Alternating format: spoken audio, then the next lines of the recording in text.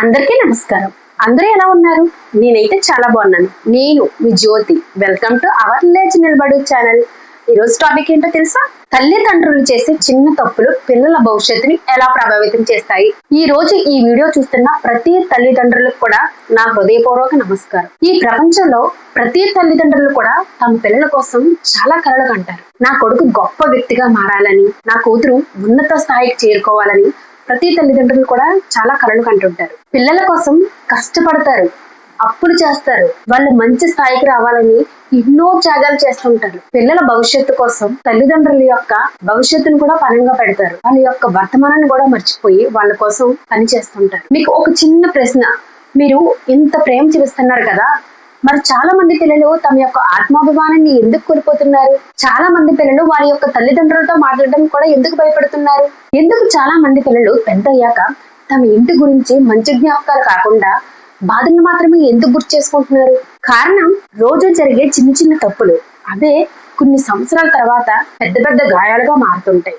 ఈ వీడియోలో ఎవరిని కూడా తప్పు పట్టడం లేదు, ఎందుకంటే ఈ ప్రపంచంలో పరిపూర్ణమైన తల్లిదండ్రులు అంటూ ఎవ్వరూ లేరు.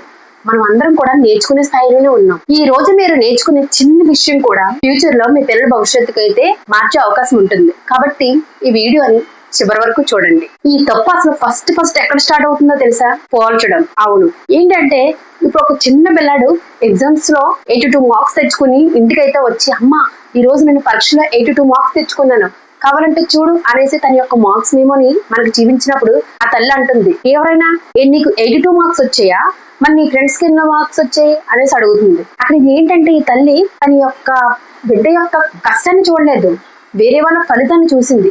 మనం అడిగే ఆ చిన్న క్వశ్చన్ వల్ల మన పిల్లడి యొక్క కళలో ఆనందాన్ని అయితే మనమే తీసేసిన వాళ్ళం అవుతాం. ఎప్పుడు కూడా పోల్చడం వల్ల పిల్లలు గొప్పవాళ్ళు అవుతారన్నది చాలా తప్పు. ఇలా పోల్చడం వల్ల వారు గొప్పవారు కాబట్టి చేయగలరు, నాకు అలా రాదు కాబట్టి నేను చేయలేను అనేసి తనను తానే తక్కువ చేసుకుంటాడు. పిల్లలందరూ ఒకేలా ఉంటారు కదా.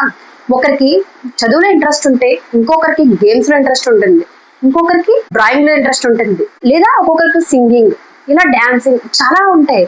కాబట్టి ప్రతి పిల్లాడు కూడా ఒకేలా ఉంటాడు అనుకోవడం మన మూర్ఖత్వం. పిల్లలు ఎవరు కూడా ఒకేలా ఉండరు. ఒకే రోజు వేసిన విత్తనాలు ఒకేసారి ఎలా మొలకెత్తవో పిల్లలు కూడా అంతే.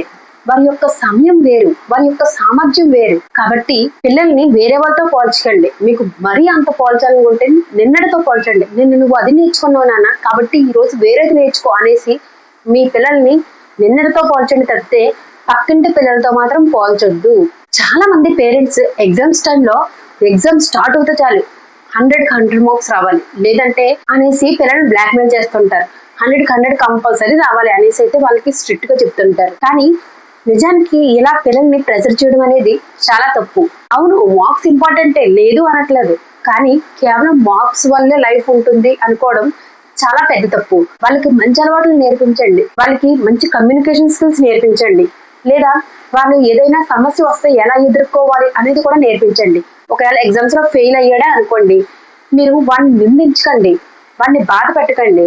అలా కాకుండా తనతో పాటు మీరు కూడా కూర్చుని ప్రేమతో చెప్పండి, సరే ఈసారి ఓడిపోయావు కదా, నువ్వు ఈ ఓటమి నుంచి నువ్వు ఏం నేర్చుకోవాలనుకుంటున్నావు, డైలీ ఎలాగే ఓడిపోయి అందరిలోనూ నీకు ఏమి రాదు అనేసి అందరిలోనూ ప్రూవ్ చేయాలనుకుంటున్నావా, లేకపోతే నువ్వు అన్ని సాధించగలను అనేసి ప్రపంచానికి తెలియజేయాలనుకుంటున్నావా అనేసి వాళ్ళకి కొంచెం మంచి మాటలు చెప్పండి. అప్పుడు ప్రతి ఒక్కరికి కూడా ఓటమి అనేదే ఫస్ట్ గురువు. ఎప్పుడైతే పిల్లాడు ఓడిపోతాడో అప్పుడే తనైతే ముందుకు వెళ్ళగలడు. కాబట్టి ఓడిపోయాడు ఎలాగనేసి మీరు తనని నిందించి బాధ పెట్టకండి. వాళ్ళకి మామూలు టైంలో కంటే ఎప్పుడైనా ఓడిపోయినప్పుడు లేదా ఫెయిల్ అయినప్పుడే తల్లిదండ్రుల యొక్క సపోర్ట్ ఎక్కువ అవసరం అవుతుంది. మనం చేసే థర్డ్ మిస్టేక్ ఏంటంటే పిల్లలు ఏదైనా చెప్తుంటే వినకపోవడం. అవును, వినకపోవడం కూడా తప్పే. ఇప్పుడు పిల్లలు స్కూల్కి వెళ్తారు, ఇంటికి రాగానే అమ్మ ఈరోజు స్కూల్లో అలా జరిగింది ఇలా జరిగింది అనేసి అయితే పిల్లలు మనకి చెప్పాలని ట్రై చేస్తారు. కానీ ఆ టైంలో మనకి ఇంటి పని లేదా వంట పని లేదంటే ఏదైనా వేరే ఇతర పనులు ఉండడం వల్ల సరే మనం ఈ తర్వాత చూసుకుందాం, ముందు వెళ్ళి ఫ్రెష్ అప్ అవ్వు అంటాం. తను ఫ్రెష్ అప్ అయ్యి వచ్చిన తర్వాత మళ్ళీ చెప్పడానికి ట్రై చేస్తుంది. ఈ లోపల మళ్ళీ మనకి వేరే పని ఉంటుంది. సరే అవి చెప్ది కానీ ముందెళ్ళి హోంవర్క్ చెయ్యంటాం. సరే అనేసి తన హోంవర్క్ రాస్తుంది. ఈ లోపల నైట్ అయిపోతుంది. సరే అమ్మ పొడుకో పొద్దున మాట్లాడుకుందాం అంటారు. ఇలాగా ఆ అమ్మాయి ఒక రోజు చెప్పాలనుకుంటది, రెండో రోజు చెప్పాలనుకుంటది, మూడో రోజు చెప్పాలనుకుంటది. అలాగా నెలలు గడిచిపోతాయి. కొన్ని నెలల తర్వాత అప్పుడు మీరు అబ్జర్వ్ చేయడం మొదలు పెడతారు. ఎందుకని మా పిల్లలు ఏది కూడా మాతో షేర్ చేయట్లేదు అనేసి అయితే మీరు అప్పుడు అనుకుంటారు. నిజానికి తను మీతో షేర్ చేయకుండా ఎప్పుడు లేదు. తను నీతో మాట్లాడాలని ఎప్పుడో ట్రై చేసింది, కానీ ఆ టైంలో నువ్వు విన్నావా? వినవు. అప్పుడు నువ్వు వినకుండా నెక్స్ట్ వచ్చి మా పిల్లలు మాతో అసలు ఏ విషయం చెప్పట్లేదంటే అది ఎలా ఉంటుంది? కాబట్టి ప్రతి ఒక్కరు కూడా మీ పిల్లలు ఏదైతే చెప్పాలనుకుంటున్నారో దాన్ని అయితే పూర్తిగా వినండి. వాళ్ళు చెప్పే మాటల్లో మీరు తప్పులను అయితే వెతకండి. ఫస్ట్ వాళ్ళనైతే చెప్పనివ్వండి. వాళ్ళు చెప్పేది వినడం కూడా ఒక రకమైన ప్రేమే. అలాగే ప్రతి చిన్నదానికి కూడా తప్పు పట్టడం. ఇప్పుడు ఎక్కడైనా ఏదైనా చిన్న సందర్భంలో పిల్లాడు ఏదైనా బ్రేక్ చేసినా, లేదంటే ఒక గ్లాస్ ఏదైనా అక్కడ పెట్టి అది చూసుకోకుండా వాడు తగిలి పడిపోయినా కానీ అంత నీదే తప్పు. ఇప్పుడు తమ్ముడు చూడు, వాడు అయితే ఏమి చేయడు, లేదా తను చూడు తను ఎప్పుడు కూడా ఏమన్నా అడ్డుకుంటా తీసి పక్కన పెడుతుంది, కానీ నువ్వు ఉన్నావే అన్ని పాడు చేసేస్తావు, నీ వల్ల ఏమి కాదు, నువ్వు అసలు ఏ పనికిరావు, అది తీసి అక్కడ పక్కన పెట్టడానికి కూడా పనికిరావు అనేసి తల్లిదండ్రులు పిల్లల్ని అయితే తిడుతుంటారు. కానీ నిజానికి అందరిలోనూ ఒక మాట అనే ముందు ఒకసారి ఆలోచించుకోండి. మీరనే ఒక్క చిన్న మాట వల్ల ఆ పిల్లడి మనసు ఎంత అయితే బాధపడుతుందని. ఇప్పుడు తనతో ఫోన్ చేశారు, ఆ విషయం తనకి ఆ చిన్న మనసులో ఎలా గుచ్చుకుంటుందంటే, మా అమ్మకి నేనంటే ఇష్టం లేనేమో, లేదంటే నేను ఏ పని చేసినా తప్పేమో, నాకు నిజంగానే ఏ పని రాదేమో అనేసి వాళ్ళైతే ఆలోచించడం మొదలు పెడుతుంటారు. కాబట్టి మీరు ఫస్ట్ ఏదైనా మాట అనే ముందు ఒక్కసారి ఆలోచించానండి. ఏంటంటే కోపంలో చాలా మాటలు అనేస్తాం, కానీ ఆ మాటలు పిల్లల గుండెల్లో గుచ్చుకుంటాయి. కాబట్టి నువ్వు ఏ పనికి పనికిరావు, నీ వల్ల ఏం అవ్వదు, నువ్వు ఒక వేస్ట్ పిల్లవు అనేసి పిల్లల్ని ఎప్పుడు కూడా నిందించకండి. దానికి బదులు మీరు అక్కడ పిల్లడు ఏదైనా తప్పు చేశాడు అనుకోండి, ఇప్పుడు సపోజ్ ఒక గ్లాస్ అక్కడ పక్కన పెడితే అది బ్రేక్ అయిపోయింది అనుకోండి, తనకి చెప్పండి, నానా ఇది ఇలాగా గ్లాస్ బ్రేక్ అవుతే గుచ్చుకుంటుంది, కాబట్టి దీనికి మనం దూరంగా పెట్టుకోవాలి అనేసి నేర్పించండి. అంతేగాని తను ఏదైనా మిస్టేక్ చేస్తే అది అక్కడ జరిగిన తప్పుని చెప్పండి తప్పితే పిల్లాడిని నువ్వే తప్పు, నీ వల్ల అన్ని ఇలాగే జరుగుతుంటాయని మాత్రం చెప్పకండి. నిజంగా మీ పిల్లాడు తప్పు చేస్తే ఆ తప్పుని మాత్రమే తప్పు అని చెప్పండి. అలా కాకుండా నువ్వేం చేసిన తప్పే, నీకు ఏమి రాదు అనేసి అయితే ఆ పిల్లల్ని నిందించకండి. ఇప్పుడు ఈ జనరేషన్ లో ప్రతి తల్లిదండ్రులు కూడా కామన్ గా చేసే ఒక పెద్ద మిస్టేక్ ఏంటంటే వారు పిల్లలకి టైం అనేది ఇవ్వకపోవడం. అవును, ప్రతి తల్లిదండ్రులు కూడా జాబ్ కోసమని మార్నింగ్ వెళ్తుంటారు. వాళ్ళు వాళ్ళ యొక్క జాబ్ ని అయితే ఫినిష్ చేసుకుని ఇంటికి వచ్చిన తర్వాత టైర్డ్ అయిపోవని చెప్పేసి వాళ్ళు ఇంట్లో కూడా వర్కే చేసుకుంటుంటారు చాలా మంది. కనీసం మీ పిల్లలతో మీరు కనీసం ఒక్క రోజులో ఒక్క 10 minutes అయినా టైం స్పెండ్ చేస్తున్నారా అనేది ఒకసారి గుర్తించుకోండి. ఎందుకంటే ఇప్పుడు మీరు అంతా కష్టపడేది కూడా మీ యొక్క పిల్లల కోసమే కదా. మీ పిల్లల కోసమే మీ జీవితాన్ని అంతా కష్టపడుతూ ఉండి వాళ్ళకి కనీసం టైం కూడా ఇవ్వకపోతే రేపు పొద్దున ఫ్యూచర్ లో మీరు తనకి ఇచ్చిన డబ్బు వాళ్ళకి గుర్తుండకపోవచ్చు, కానీ మీతో ఏదైనా ఒక రోజు సాయంత్రం ప్రతిరోజు మీరు ఆడుకునే ఆటలు, మీరు వాళ్ళతో చూపించే ప్రేమ, వాళ్ళని మీరు ఎలా రిసీవ్ చేసుకుంటున్నారు అనేది ప్రతి ఒక్కటి కూడా వాళ్ళకి పెద్ద అయిన తర్వాత ముసలి వాళ్ళు అయిపోయే వరకు కూడా గుర్తుంటాయి. కాబట్టి మీరు ఓన్లీ మనీ సంపాదించడంలోనే కాన్సన్ట్రేషన్ పెట్టకుండా మీ పిల్లల కోసం జస్ట్ ఒక్క 10 minutes రోజులో అదైనా సరే మీరు మీ పిల్లల కోసం అయితే స్పెండ్ చేయండి.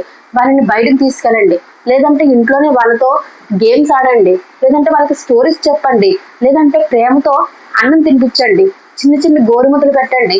ఇలా చేయడం ద్వారా కూడా వారి యొక్క మనసులో మీ యొక్క ప్రేమను మీకు ఎంత టైం లేకపోయినా జస్ట్ ఒక 5 minutes అన్నా కానీ వాళ్ళ కోసం అయితే కేటాయించండి. ఇలా కేటాయించడం వల్ల పిల్లలు కూడా వారి యొక్క భావాల్ని మీతో షేర్ చేసుకోగలరు.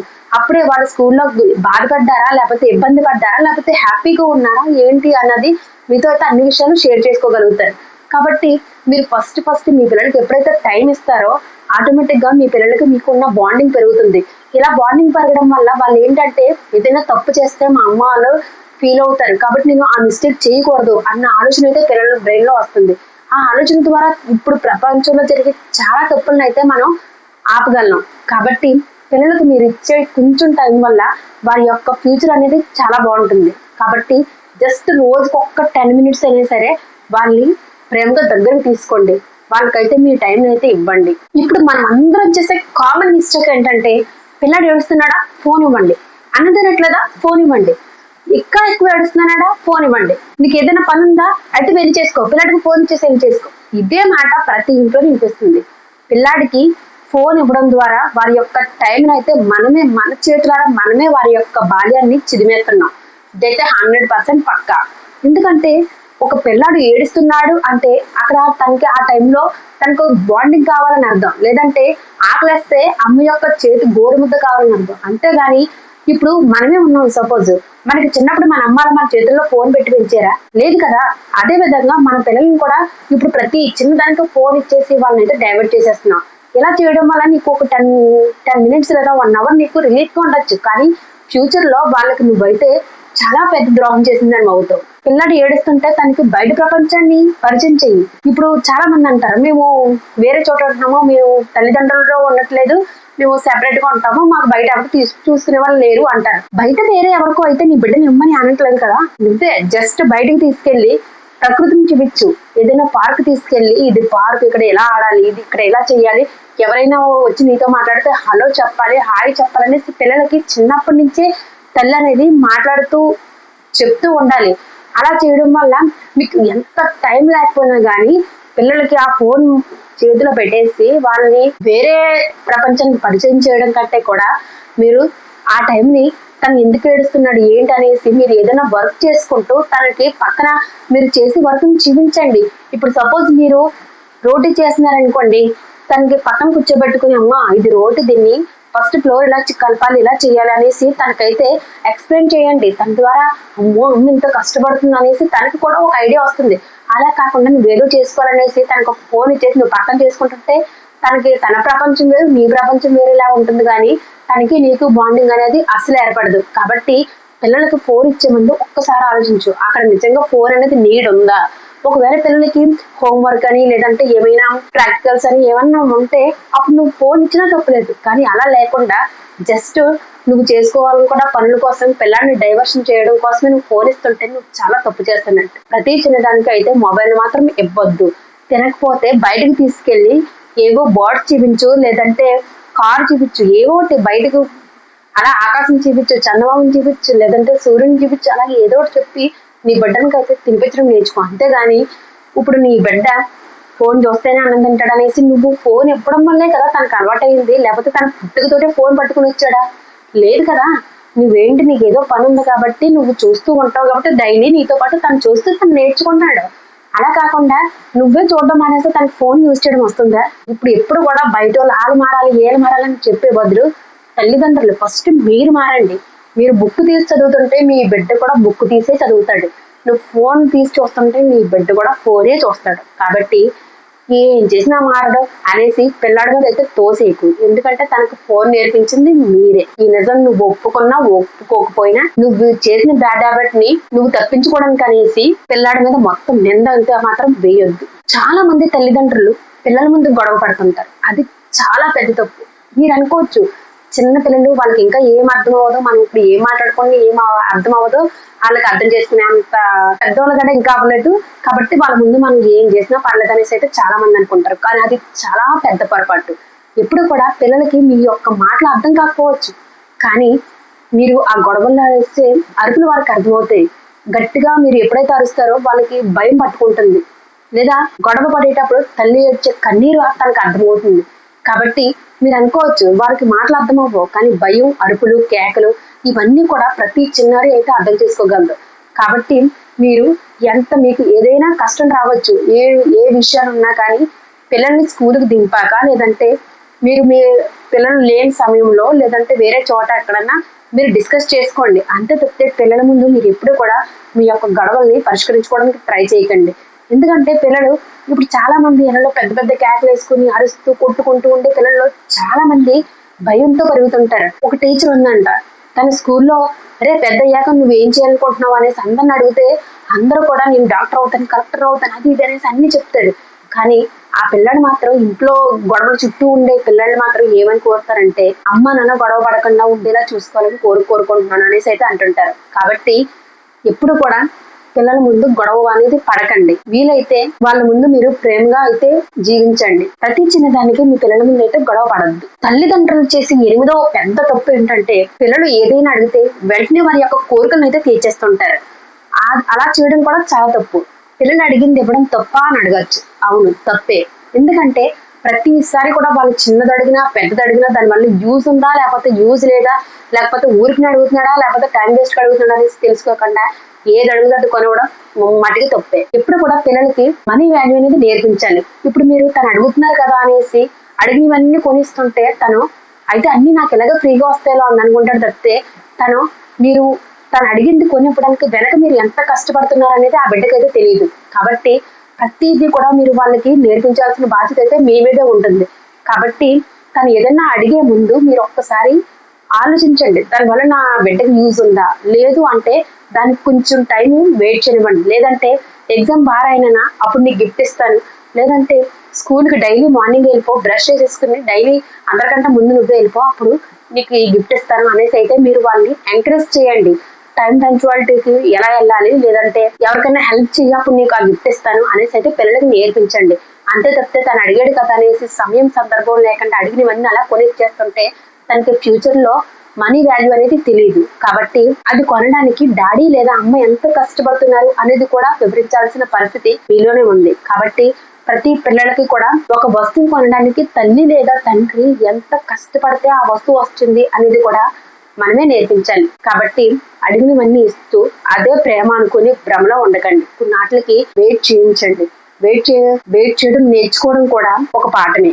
ఇంకా చాలా మంది తల్లిదండ్రులు చేసే ఇంకో పెద్ద తప్పు ఏంటంటే పిల్లల పనులు కూడా తల్లిదండ్రులు చేసేస్తుంటారు. ఇప్పుడు పిల్లాడు లేదా పిల్ల స్కూల్కి వెళ్ళారనుకోండి, తన కోసం తల్లే బ్యాగ్ మూసుకుంటూ వెళ్తుంది. ఏమంటే పిల్లాడు మోయలేడు అంటారు. సరే, కనీసం ఇంటికి తీసుకొచ్చిన తర్వాత కనీసం స్కూల్కి వెళ్లే ముందు స్నాక్ బాక్స్ మనమే సర్దాలి, లంచ్ మనమే సర్దాలి, అన్ని మనమే చేసుకుంటాం. సరే, అవి కొంచెం హాట్గా ఉంటాయి కాబట్టి మనం చేసుకోవచ్చు. కనీసం వాటర్ బాటిల్లో నీళ్ళు పట్టుకొని నేర్పిస్తున్నావు పిల్లలకి. అలా లేకుండా మొత్తం అంతా కూడా నువ్వే, నా పిల్లలకి అన్ని నేనే చేసుకుని పెడతాను, నా పిల్లల కోసం నేను అన్ని పనులు చేసేస్తాననేసి నువ్వే పిల్లలకి హోంవర్క్ చేసేసి రూమ్ అంతా నువ్వే శుభ్రం చేసి మొత్తం అంతా నువ్వే చేస్తుంటే ఇక నువ్వు పిల్లలకి ఏం నేర్పిస్తున్నావు? ఇప్పుడు కూడా అన్ని పనులు వాళ్ళకి బదులు నేనే చేసేస్తానంటే మీ పిల్లల్ని నువ్వే సోమవారం కింద చేస్తున్నట్టు లెక్క. తల్లి అంటే బిడ్డ చేయాల్సిన పనులన్నీ కూడా నేనే చేసేస్తాను, నా కొడుకు ఏ కష్టం రాని కూడా హోంవర్క్ కూడా నేను చేయలేమని తెలుసు, అన్ని నేనే చేసేస్తాను అంటుంటారు కొంచెం మంది. కానీ అది ఎంత మిస్టేక్ తెలుసా? ప్రతి ఒక్కరు కూడా తమ పిల్లలకి ఏదో ఒక బాధ్యతనైతే నేర్పించాలి. ఇప్పుడు సపోజ్ బిడ్డ స్కూల్ నుంచి ఇంటికి రాగానే డ్రెస్ చేంజ్ చేసుకోవడం నేర్పించాలి. ఆ డ్రెస్ ఎక్కడ పడితే అక్కడ పడేయకుండా ఫోల్డ్ చేసి పక్కన కట్టడం నేర్పించాలి. లేదా అందరూ భోజనం చేస్తున్నప్పుడు అందరికి నువ్వు ప్లేట్లో అన్నం వడ్డిస్తుంటే బిడ్డతో వాటర్ బాటిల్లో నీళ్ళు పట్టించడం నేర్పించాలి. ఇలా చిన్న బాధ్యతలు నేర్పించడం ద్వారా పెద్ద ఈ కొద్ది కూడా తను బాధ్యతగా ఎలా ఉండాలనేసి నేర్చుకుంటాడు. అన్ని పనులు నువ్వే చక్కబెట్టి అన్ని నేనే చేసేస్తాను, నా కొడుకు ఏ ఇబ్బంది లేకుండా చూసుకునంటే నీ కొడుకు ఎందుకు పనికిరాని సన్నాసి అవుతాడు. ఇప్పుడు కూడా పిల్లలకి ప్రతి తల్లిదండ్రులు కూడా రూమ్ ఎలా నీట్గా ఉంచుకోవాలి, ఎలా క్లీన్ చేసుకోవాలి, పొద్దున్న లెగిసి ఏమేం చేయాలి అనేసి ప్రతి ఒక్క పిల్లాడు కూడా తనంతకు తానే చేసుకోగలగాలి తప్పితే అమ్మ చెప్పలేదు కాబట్టి నేను చేసుకోలేదు అనే రేంజ్కి అయితే తీసుకురాకండి. ప్రతి తల్లిదండ్రులు కూడా ఈ విషయాన్ని అయితే గుర్తుపెట్టుకోండి. అర్థం అన్ని పనులు అయితే మీరే చేయొద్దు, మీ పిల్లలతోటి పని చేయించేస్తుంది అనేసి అయితే భావించుకోండి. ఏంటంటే చిన్న పనులు నేర్పించడం కూడా మీ యొక్క బాధ్యతకి ఒక గుర్తు. కాబట్టి పిల్లలతో చిన్న పనులు పెద్ద ఏం చేయించవద్దని చెప్పట్లేదు నేను. చిన్న పనులు రోజు చేసే చిన్న పనులు మాత్రం వాళ్ళకి కంపల్సరీ నేర్చుకునేలా చేయండి. దాని ద్వారానే మీ పిల్లలకి బాధ్యత అనేది వస్తుంది. రోజులు ఎప్పుడు మన చేతుల్లో ఉండవు. ఎప్పుడు మనకి ఏమన్నా జరిగితే మన పిల్లలు కనీసం తన అవసరాలు తను తీర్చుకునే స్థితిలో ఉంటాడు. కాబట్టి ప్రతి ఒక్క చిన్న పనిని కూడా తను చేసుకోవడం అనేది నేర్చుకొనివ్వండి. అప్పుడే మనకి ఏమైనా పిల్లాడైతే తన యొక్క పని చేసుకోగలుగుతుంటాడు. చాలా మంది తల్లిదండ్రులకి వారి యొక్క పిల్లల మీద అయితే నమ్మకం లేకపోవడం కూడా తప్పే. ఏంటంటే చాలా మంది ఇప్పుడు సపోజ్ ఒక పిల్లాడు సైకిల్ తొక్కుతున్నాడు అనుకోండి, ఫస్ట్ రోజు చూసుకోకుండా పడిపోయాడు, వెంటనే కొంచెం మంది రెండు రకాలుగా స్పందిస్తారు. కొంతమంది ఏంటంటే అరే నాన్న నువ్వు పడిపోయావా, ఏం కాదు, పడితే కానీ సైకిల్ రాదు, లేచి తొక్కు అనేసి తల్లి లేదా తండ్రులు దగ్గరుండి వారిని నమ్మి వారి మీద నమ్మకంతో తనను మళ్ళీ సైకిల్ నేర్పిస్తే తనకైతే వచ్చేస్తుంది. అలా కాకుండా నాన్న నువ్వు పడిపోతున్నావురా, నువ్వు పడిపోతే నీకు దెబ్బ తగిలితే నేను చూడలేను నాకు, కాబట్టి ఈ రోజుకి సైకిల్ వద్దు మాని అనేసి వారిని అయితే మొత్తానికి అది కూడా సైకిల్ కూడా నేర్చుకోకుండా చేస్తుంటారు. ఉండొచ్చు, గారభం ఉండొచ్చు, కానీ దానివల్ల మీ యొక్క పిల్లల మీద మీకు నమ్మకం లేకపోతే వారి మీద వారికి నమ్మకం ఎలా కలుగుతుంది? కాబట్టి పిల్లలు ఏదైనా నేర్చుకుంటారంటే ఫస్ట్ వాళ్ళని అయితే నమ్మండి. ఇప్పుడు కూడా ప్రతి బిడ్డ కూడా వారి యొక్క తల్లిదండ్రుల నమ్మకమే కోరుకుంటాడు. కాబట్టి మీరు వారిని నమ్మి వాళ్ళకి ఏదైనా నేర్పించాలి అనుకున్నప్పుడు మీరు వాళ్ళకి సపోర్ట్ గా ఉండండి. అంతేకాని తను నేర్చుకునే ప్రాసెస్ లో పడిపోయినా లేదంటే తను తొందరగా విజయం సాధించకపోయినా నీ వల్ల కాదు, నువ్వేం చేయలేవు అనేసి వాళ్ళని అయితే చులకంగా చేయొద్దు. ఎప్పుడు కూడా మీరు తల్లిదండ్రులు ఎప్పుడైతే బిడ్డని ట్రస్ట్ చేస్తారో ఆటోమేటిక్ గా తను కూడా మీరు చేయగలను, మా అమ్మ నాన్న నా కోసం ఇది నమ్ముతున్నారు, మీరు చేయగలమని నమ్ముతున్నారు కాబట్టి మీరు ఖచ్చితంగా చేసి చూపిస్తారనేసి అయితే బిడ్డ అనుకుంటాడు. కాబట్టి ప్రతి తల్లిదండ్రులు కూడా మీ యొక్క బిడ్డని అయితే నమ్మండి. చాలా మంది తల్లిదండ్రులు వారి యొక్క పిల్లల యొక్క కళను కూడా నమ్మరు, వారి యొక్క కళను కూడా తక్కువ చేస్తుంటారు. ఇప్పుడు అందరికి కూడా డాక్టర్ అయిపోవాలి, ఇంజనీర్ అయిపోవాలి, లేదంటే సాఫ్ట్వేర్ ఇంజనీర్ అయిపోవాలి, ఆ జాబ్ చేశారనేసి అయితే అందరూ అనుకోరు. చాలా మంది పిల్లలకి గేమ్స్ మీద ఇంట్రెస్ట్ ఉంటుంది, అలాగే చాలా మందికి మ్యూజిక్, చాలా మందికి డాన్సింగ్, ఇలా ఒక్కొక్కరికి ఒక్కొక్క సామర్థ్యం ఉంటుంది. కాబట్టి మీరు ఇప్పుడు బిడ్డ ఏదైనా, ఇప్పుడు నేను సపోజ్ నేను డాన్స్ కాంపిటీషన్కి వెళ్తానమ్మంటే అది ఉద్యోగం కాదురా, దానివల్ల యూజ్ ఏముండదు, కాబట్టి వెళ్ళి ఉద్యోగం చేసుకో, దానికోసం కష్టపడి చదువు అనేసి అయితే అంటుంటాం. కానీ ఇలా వారి యొక్క ఆశల్ని, వారి యొక్క కళల్ని మీరే నమ్మకపోతే ఇంకెవరు నమ్ముతారు? ఓన్లీ డబ్బు ఒకటే కాదు కదా, వారి యొక్క బలాలను కూడా మీరు ఎంకరేజ్ చేయాలి. అప్పుడే కదా నేను ఏదైనా చేస్తానంటే నా తల్లిదండ్రులు నాకు సపోర్ట్గా ఉంటారనేసి వారైతే మిమ్మల్ని నమ్మేది. అన్నిటిని కూడా డబ్బుతో ముడి పెట్టకండి. ఎప్పుడు కూడా మీ పిల్లాడు లేదా పిల్ల ఏమైనా చేయాలనుకుంటే దాన్ని అయితే చేయనివ్వండి, అంతేగాని దానివల్ల యూజ్ ఉండదు, దానివల్ల డబ్బు రాదు, అది చేస్తే ఎందుకు పనికిరాకుండా పోతాం అనేసి ప్రతిదీ కూడా డబ్బుతో ముడి పెట్టకండి. ఎందుకంటే వారికి కొన్ని రోజులకు అర్థమవుతుంది దానివల్ల మనీ రాకపోతే ఎలా తింటాం అనేసి వాళ్ళు వేరే ఆల్టర్నేట్ ఏదైనా చూసుకోగలుగుతారు. కాబట్టి ఓన్లీ తను ఏదైనా ఇష్టపడి తను ఏదైనా వాటి మీద ఇంట్రెస్ట్ చూపిస్తుంటే దాన్ని అయితే మీరు తొక్కేయొద్దు. వారి ప్రతి ఒక్కరికి కూడా ఏదో ఒక దాంట్లో టాలెంట్ అనేది ఉంటుంది. కాబట్టి మీరైతే మీ బిడ్డని ఎంకరేజ్ చేయండి, అంతేగాని వారి యొక్క కళను అయితే మీరు చదివేయొద్దు. ఇంకొక పెద్ద మిస్టేక్ ఏంటంటే మీరే ఆదర్శంగా లేకపోవడం. అవును, ఇప్పుడు ప్రతి తల్లిదండ్రులు కూడా వారి యొక్క పిల్లలకి ఏం చెప్తారు, నాన్న అసలు ఎప్పుడు అబద్ధం చెప్పకూడదు నాన్న అంటావు, కానీ నీ పిల్లాడి ముందే నువ్వు అబద్ధం చెప్తుంటావు. లేదంటే నాన్న ఎప్పుడు కూడా పెద్దలందరికీ రెస్పెక్ట్ ఇవ్వాలి నాన్న, అందరితో ప్రేమగా ఉండాలి నాన్న అంటావు, కానీ నువ్వు నీ తల్లిదండ్రులకు రెస్పెక్ట్ ఇవ్వు. నువ్వు ఇప్పుడు పిల్లలు ఎప్పుడు కూడా నాన్న మొబైల్ చూడకూడదు నాన్న, బుక్స్ చదవాలి నాన్న అంటావు, కానీ నువ్వు మొబైల్ చూస్తుంటావు, బుక్ ఏం ముట్టుకోవు. ఎప్పుడు కూడా పిల్లలు తల్లిదండ్రులు ఏదైతే చేస్తారో దాన్నే ఫాలో అవుతారు, అంతే తప్పితే చెప్పింది వినరు. ఎప్పుడు కూడా వారి యొక్క రోల్ మోడల్ తల్లి లేదా తండ్రి వారు ఏదైతే చేస్తున్నారో దాన్నే ఫాలో చేస్తుంటారు. కాబట్టి నువ్వు బుక్ తీసి చదువుతూ నాన్న బుక్ తీయంటే వారు కూడా తీస్తారు. అలా కాకుండా నువ్వు ఫోన్ చూస్తూ నువ్వు బుక్ తీయంటే నీ మాట ఎప్పటికీ వినరు. కాబట్టి తల్లిదండ్రులు ప్రతి ఒక్కరు కూడా మీ పిల్లలకు చెప్పే ముందు మీరు అది చేస్తున్నారా లేదా అనేది ఒకసారి గమనించుకోండి. మీరు చేస్తూ వాళ్ళకి చెప్పాలి తప్పితే మీరు చేయకుండా దాన్ని నేను ఇలాగే ఉంటాను కానీ నా పిల్లలు మారిపోవాలంటే అవ్వదు. ఎప్పుడు కూడా తల్లిదండ్రులు పిల్లలకు రోల్ మోడల్గా ఉండాలి. కాబట్టి మిమ్మల్ని మీరు ఏది చేస్తే అదే ఫాలో అవుతారు. కాబట్టి మీరు ఏదైనా మిస్టేక్ చేస్తే వాళ్ళు కూడా తప్పే చేస్తారు. నువ్వు ఆ తప్పులు చేస్తూ నా కొడుకు మంచి వాళ్ళ ఉండాలంటే అవ్వదు. కాబట్టి తను ఏదైనా చెయ్యాలి, మంచిగా ఉండాలనుకుంటే అంతా కూడా తల్లిదండ్రుల మీద ఆధారపడి ఉంటుంది. కాబట్టి నువ్వు మంచిగా ఏదైనా వర్క్ చేయాలనుకున్నప్పుడు నీ బిడ్డకు కూడా చెప్పు, ఇలా చేయాలన్నా అలా చేయాలన్నా అనేసి. అప్పుడు తను కూడా నువ్వు ఏదైతే మంచి విషయాలు చేస్తున్నావో తనే అదే చేస్తాడు. నువ్వు మీ తల్లిదండ్రులు గౌరవిస్తే తను కూడా ఇస్తాడు. అలాగే నువ్వు అబద్ధం చెప్పకుండా నిజాయితీగా ఉంటే తను కూడా అలాగే ఉంటాడు. కాబట్టి మిమ్మల్ని ఫాలో అవుతారు పిల్లలు. కాబట్టి మీరు ఏ పని చేసినా ఒక్కసారి మీ వెనకాల ఉన్న మీ పిల్లల కోసం ఆలోచించండి. నేను ఇది చేస్తే తను నన్ను ఫాలో అవ్వి తను మంచిగా మారుతాడా లేదంటే చెడ్డగా తయారవుతాడా, నిర్ణయం అనేది ఇప్పుడే మీ చేతుల్లోనే ఉంది. మీ పిల్లలు ఈ వయసులో ఖరీదైన గిఫ్ట్లు చూసి దాన్ని చూసి ఆ క్షణం నవ్వుకోవచ్చు, కానీ ఫ్యూచర్ లో వారికి మీ మీద ఉన్న ప్రేమ గుర్తుకు రావాలంటే నువ్వు ఏ బొమ్మ ఇచ్చావో అదైతే గుర్తుకు రాదు. కానీ మీరు ఏ టైం అయితే మీ పిల్లలతో స్పెండ్ చేశారో దాన్ని అయితే వారు లైఫ్ లాంగ్ గుర్తుంచుకుంటారు. కాబట్టి మీ పిల్లలతో ఇప్పటి నుంచైనా రోజుకి కనీసం ఒక్క 10 నిమిషాలు మీరైతే వారికి సమయం కేటాయించండి. వారు చెప్పేది వినండి, అలాగే ఎవరితో కూడా పోల్చొద్దు.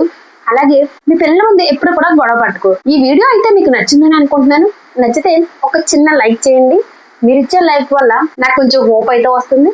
అలాగే ఎవరైనా తల్లిదండ్రులకు యూజ్ అవుతుంది అనుకుంటే మీ ఫ్రెండ్స్ ఆర్ ఫ్యామిలీ మెంబర్స్ ఎవరికైనా సరే షేర్ చేయండి. అలాగే ఇలాంటి జీవితాన్ని మార్చే అంశాల కోసం అయితే నా ఛానల్ని సబ్స్క్రైబ్ చేసుకోండి. Thank you all.